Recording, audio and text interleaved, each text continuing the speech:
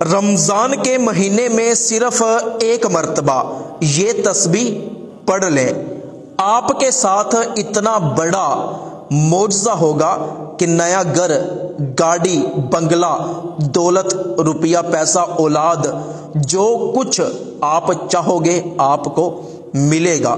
सिर्फ ये एक तस्बीह रमज़ान के महीने में ओखे सोखे पढ़ लो।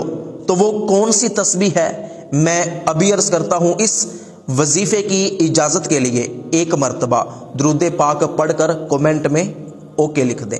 तो दोस्तों, रमज़ान का महीना है, बड़ी बरकतों और फजीलतों वाला महीना है, और इस महीने में बंदा मोमिन रोज़े की हालत में जो भी अल्लाह पाक से दुआ मांगता है, अल्लाह पाक उसकी दुआ कबूल फरमाता है।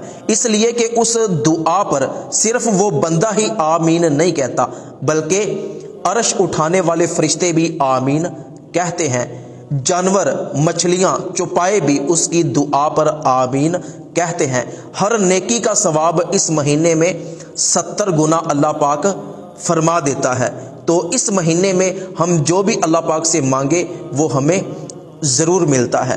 तो वो लोग जो गुर्बत की वजह से, तंगदस्ती की वजह से, रिज़्क में बेबरकती की वजह से, कारोबार नौकरी ना होने की वजह से, औलाद ना होने की वजह से, अपना घर ना होने की वजह से, या घर में बीमारियां, परेशानियां, तकलीफ़ें होने की वजह से परेशान हैं, वो तमाम मुसलमान भाई और मुसलमान बहनें सिर्फ रमज़ान के महीने में ये एक तस्बीह पढ़ें। इंशाअल्लाह अज़्ज़ा वजल हाथ जब आप दुआ मांगने के लिए उठाएंगे तो अल्लाह पाक आपकी खाली झोली को अपनी रहमतों से माला माल फरमा देगा।